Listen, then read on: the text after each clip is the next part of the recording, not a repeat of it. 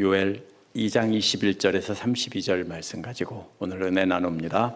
지난주 말씀은 완전한 멸망이 이르기 전에 회개하라는 것이었습니다. 심판이 임박했지만 이제라도 회개하고 돌아서면 회복시켜 줄지도 모른다는 겁니다. 그러니까 노인부터 젖먹이까지 다 나와서 불쌍히 여겨달라고 기도하라는 거였습니다. 그러면 그 부르짖는 소리에 응답해서 회복시켜 주시고, 하나님께서는 재앙을 몰아내시고 하나님을 예배할 수 있는 자리로 회복시켜 주신다고 했습니다. 이어지는 말씀은 그렇게 하나님께 부르짖는 사람을 위해 땅을 회복시켜 주시고 배불리 먹게 하셔서 하나님을 찬양하게 하신다는 것입니다. 예배하는 자리로 다시 회복시켜 주신다는 겁니다. 하나님께 돌아오는 자들은 회복시켜 주시고 차별 없이 성령을 주신다는 겁니다. 하지만 믿지 않는 자들은 완전히 멸망하게 하신다는 겁니다. 그래서 누구든지 주의 이름은 부르는 자들은 구원을 얻게 된다는 것이 오늘 말씀의 요약입니다.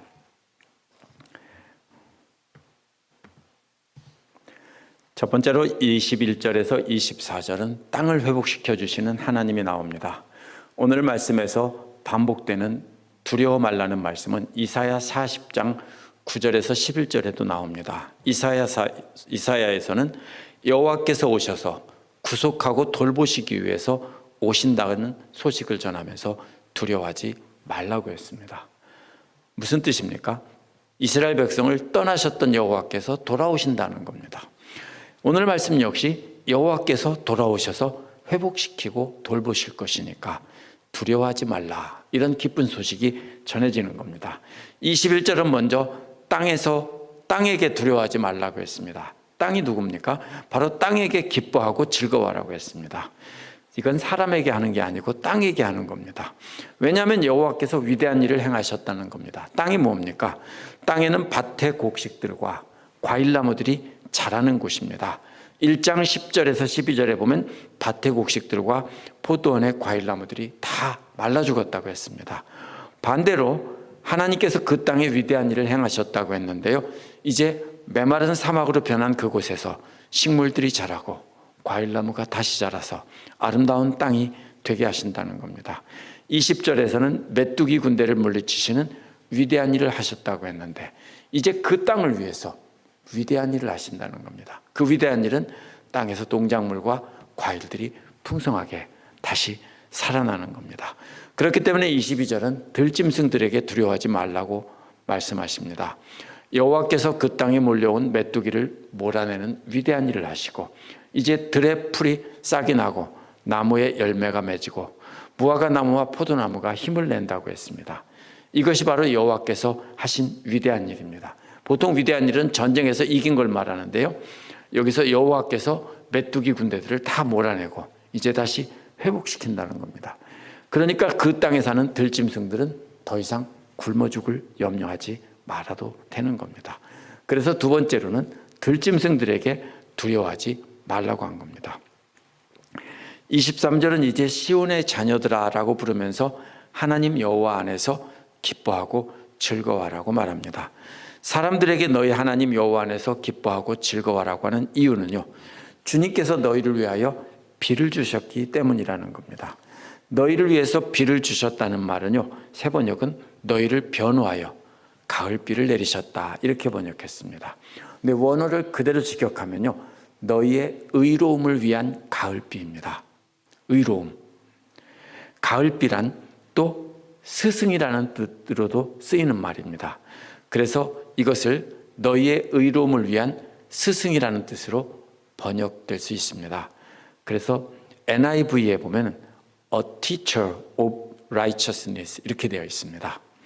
그리고 아래 NIV 아래는 In righteousness the autumn rains라고 되어 있습니다. 두 가지 해석이 함께 존재하는 겁니다. 가을비의 의로움인지 아니면 의로운 스승인지. NASB에도요, 주석에는 The Teacher of Righteousness라고 기록되어 있습니다. 그렇기 때문에 문맥상은 분명히 의로운 가을비지만 동시에 의로운 스승을 보낸다는 뜻이 될 수도 있습니다. 그래서 이 쿰난 공동체가 그들의 창시자의 호칭을 뭐라고 했냐면 정의의 스승이라고 했는데요. 이 명칭을 2구절에서 가져온 겁니다. 쿰란 공동체의 창시자는 정의의 스승이다 라고 하는데 2구절에서 갖고 온 겁니다. 가을비가 어떤 비입니까? 싹트게 하는 비입니다. 유대인들은 가을비에 곡식을 심습니다. 늦은 비는 이른 봄에 내리는 비입니다. 그래서 가을비와 봄비로 곡식이 싹이 트고 자라는 것입니다. 그 다음에 봄비가 그칠 때쯤 되면 곡식이 누렇게 마릅니다. 이때는 성장이 멈추고 이제 익어갈 때 바로 비가 내리지 않아서 누렇게 마르게 되는 겁니다. 따라서 하나님께서는 예전처럼 가을비와 봄비를 내려주시겠다는 겁니다. 1장 17절에서 다 말라 죽게 하신 것과는 정반대입니다. 이제 하나님께서 앞에서는 떠나셨었는데 이제는 함께 하셔서 다시 풍성한 수확을 주신다는 겁니다.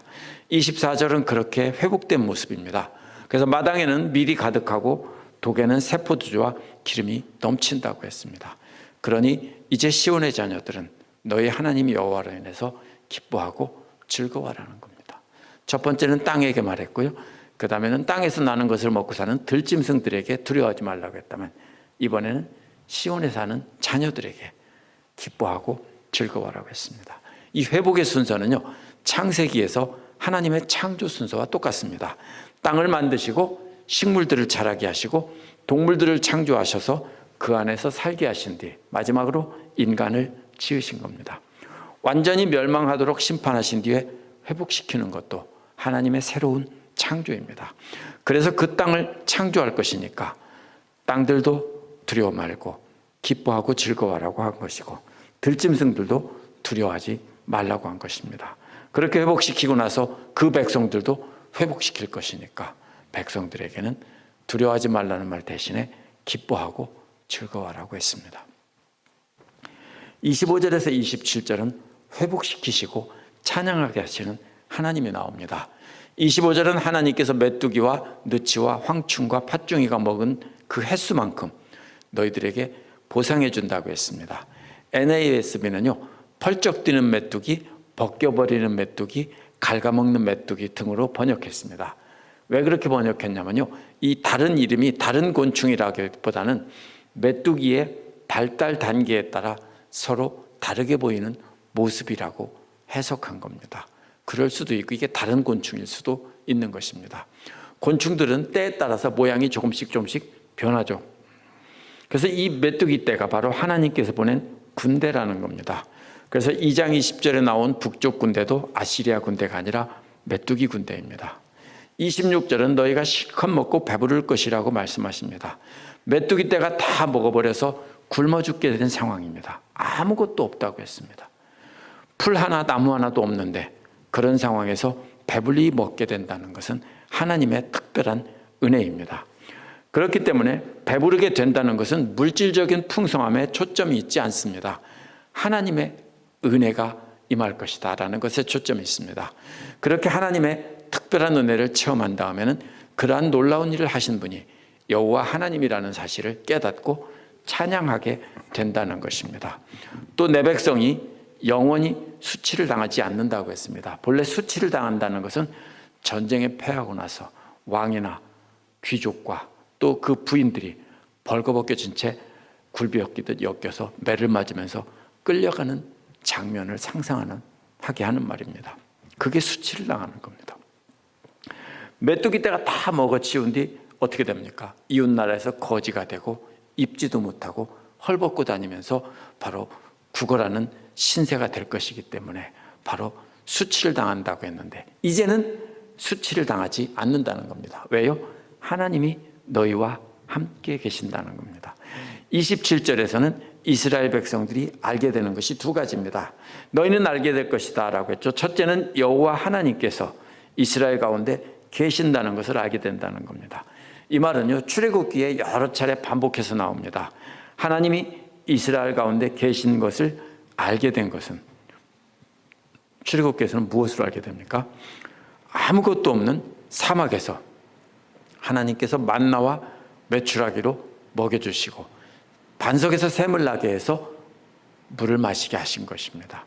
마찬가지로 요엘에서도 메뚜기 재앙으로 인해서 사막처럼 된 땅에서 구원을 받고 풍족하게 먹게 된 것도 하나님께서 그들 가운데 계신다는 증거입니다. 여기서 풍족하게 먹는다, 배부르게 먹는다는 것은요, 먹을 만큼 먹는다는 뜻입니다. 출애굽기에서도 어떻게 나옵니까? 욕심부려 사람들은 더 거두려고 했는데 썩어버렸다고 그랬죠.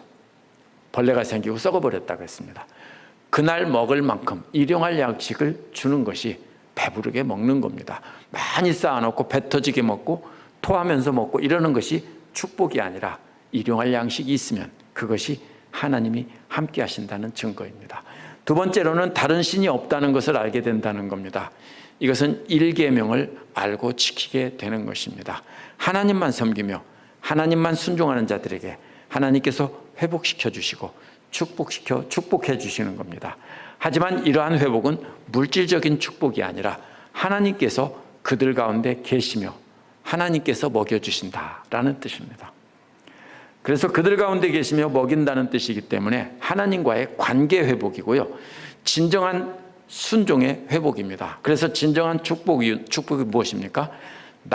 하나님 이외에는 다른 신이 없다는 것을 깨닫고 하나님만 인정하고 찬양하는 것입니다. 하나님과 관계가 회복되는 것이 진정한 축복입니다. 그래서 여기서 음식을 풍성하게 먹는다는 것은 바로 이스라엘 백성을 광야에서 먹이신 것처럼 바로 메뚜기가 쓸고 나간 그 사막에서 먹이심으로 하나님께서 그들 가운데 함께 하신다는 것을 알게 한다는 겁니다. 그래서 여기서 물질로 채워진다는 것은 부자가 되게 한다는 것, 풍년이 들게 한다는 것, 이것이 아니라 하나님께서 너희와 함께 하신다, 이 뜻입니다. 28절에서 32절은요, 주의 이름을 부르는 자를 구원하시는 하나님이 나옵니다. 28절은 앞에서 말한 재난으로부터 회복시켜 주신 뒤에 성령을 선물로 주신다는 내용입니다. 28절은 그래서 뭐라고 나옵니까? 그런 다음에 그렇게 말했죠. 그런 다음에라는 말은 앞에서 땅과 식물과 야생동물을 회복시켜 주시고 백성들에게 먹을 것을 주신 그 다음입니다. 그게 뭐라고 했습니까? 하나님께서 그들과 함께 계신다는 거라고 했죠. 그 다음에 성령을 모든 육체에 부어주신다는 겁니다. 그렇기 때문에 초점은 물질적으로 먼저 부어주신 뒤에 그 다음에 성령을 주신다, 이게 아닙니다. 첫 번째는 뭐라고 했습니까? 지금 하나님께서 함께 계신다. 하나님과 함께한 다음에 그 다음에 주시는 것이 뭡니까? 성령을 부어주신다는 겁니다. 이것을 잘못 해석하면 하나님께서는 우리에게 물질을 축복을 먼저 주시고 그 다음에 성령도 부어주신다, 이렇게 말하기 쉬운데요, 그런 뜻이 아닙니다. 앞에서 나온 땅과 식물들과 야생동물들과 모든 먹거리들이 사라지게 하신 것은 하나님께서 그들에게서 떠나셨다는 증거입니다. 그리고 하나님과의 관계가 끊어졌다는 것입니다. 그러므로 이런 것이 회복된 것은 다시 하나님께서 그들 가운데 거하시며 하나님과의 관계가 회복되었다는 겁니다. 이 두 단계는 먼저 망가진 하나님과의 관계가 회복되는 것이고, 그 다음은 하나님께서 그의 백성을 다루시는 것 안에서 새 시대가 시작되는 것입니다. 그것이 성령을 부어주신 겁니다. 성령을 물로 비유한 것은요, 23절에 늦은 비와 이른 비와 늦은 비의 그림과 겹칩니다.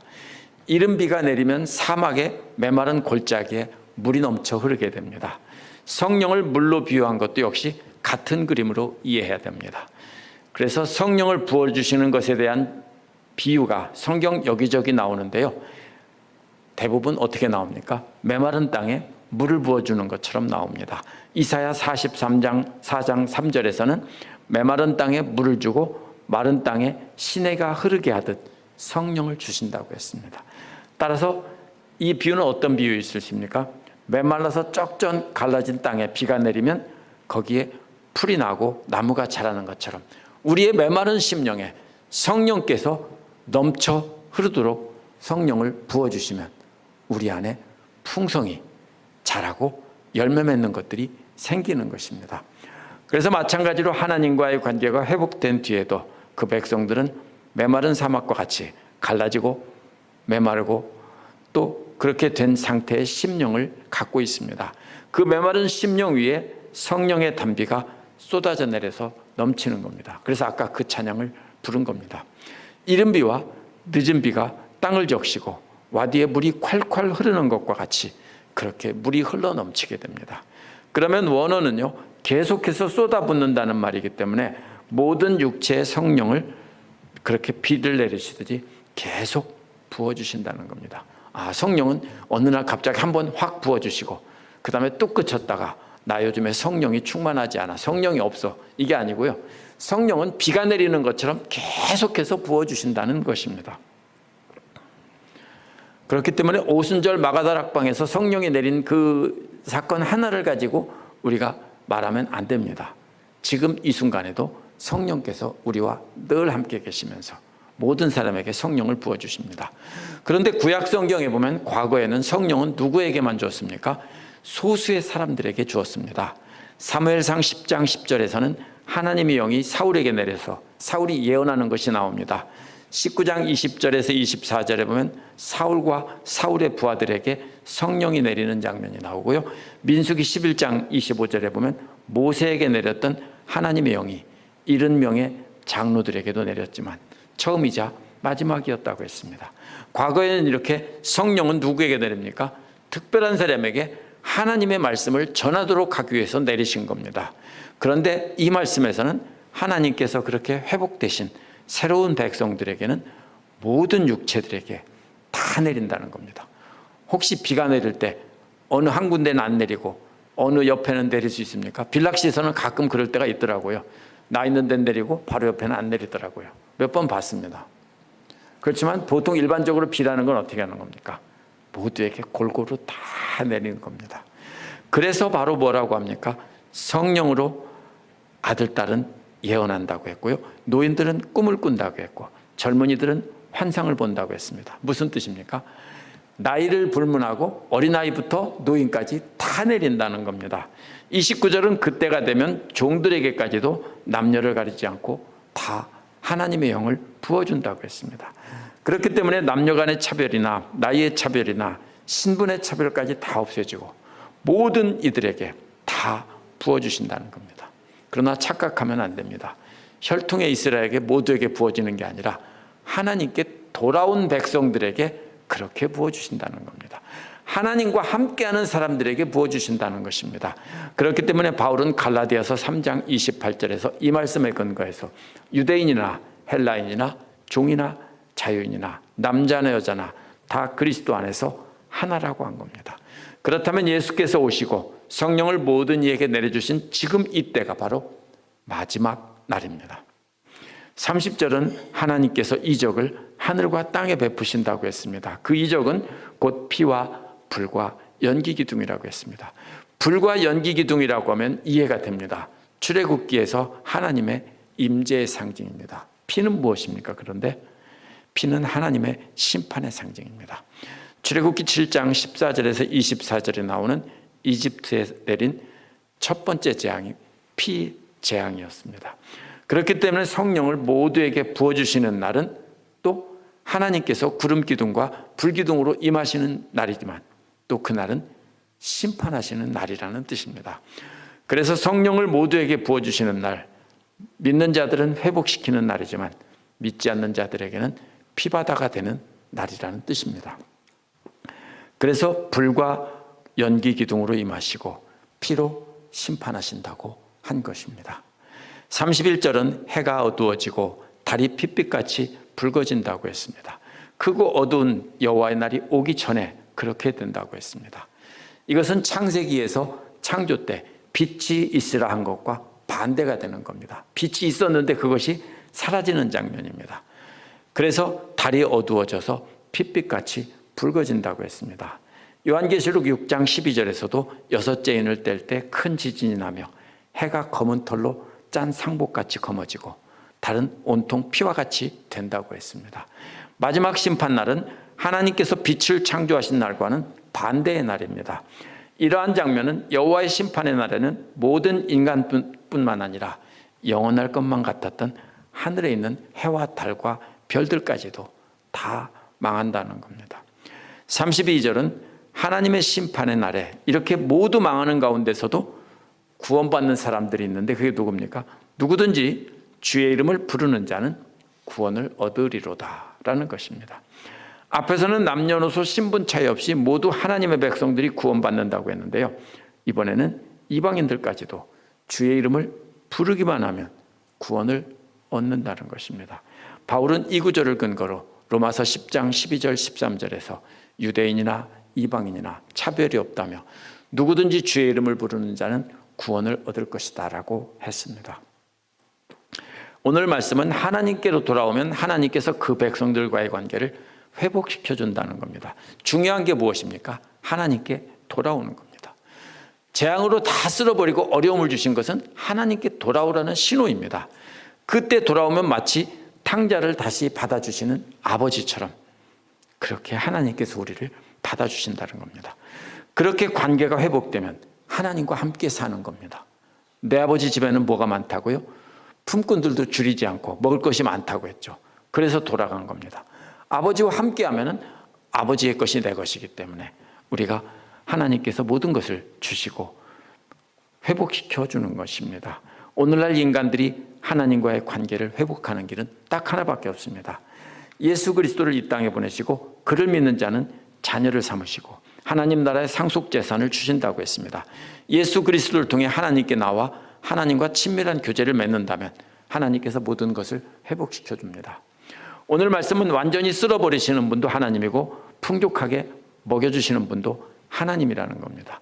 하나님을 떠나서 세상 영광을 의지하면 모든 것을 다 빼앗아서라도 우리를 깨닫게 하시지만 반대로 돌아오면 모든 것을 회복시켜 준다는 겁니다. 여기서 초점은 물질이 회복되는 것이 아니라 관계의 회복입니다. 하나님께서 우리를 돌보신다는 겁니다. 그렇기 때문에 우리는 배불리 먹을 음식만 있어도 만족한 줄 알고 하나님을 찬양해야 합니다. 만약에 만족하지 못하고 끊임없이 욕심을 부린다면 그것은 우상숭배이고 불신앙입니다. 그러면 어떻게 하나님과 거하며 하나님을 찬양하며 의지하고 살 수 있습니까? 과거에는 특별한 사람에게만 성령을 내려서 그 사람들을 통해서만 하나님 말씀을 전해 주셨습니다. 그러나 예수 그리스도 오신 뒤에는 모든 믿는 자들에게 성령을 물붓듯이 부어주신 겁니다. 성령은 무엇입니까? 깨닫게 하는 영입니다. 그래서 오늘날 누구든지 주의 이름을 부르기만 하면 누구든지 하나님 말씀을 깨닫고 구원을 얻게 되는 겁니다. 그렇기 때문에 우리는 하나님 말씀에 귀를 기울여야 합니다. 그러면 하나님께서 우리에게 부어주신 성령으로 하나님의 뜻을 깨닫게 할 것입니다. 그렇게 하나님 말씀으로 하나님과 동행하며 성령님의 인도하심에 따라 순종하며 사는 사람들은 이 땅에서 우리가 하나님과 동행하는 축복을 누립니다. 마지막 날에는 심판 날에는 영원한 하나님 나라에 들어가 주님과 함께 영원히 찬양하며 살 것입니다. 그러나 그날은 동시에 자기 뜻을 따라 사는 자들은 영원한 멸망에 던져지는 겁니다. 그러므로 이러한 크고 두려운 날이 오기 전에 주의 이름을 부르고 구원을 받으라는 겁니다. 그래서 예수 그리스도를 믿고 성령을 선물로 받아서 하나님 앞에 나아가서 말씀으로 하나님과 교제하는 삶을 살아야 하는 것입니다. 기도하겠습니다.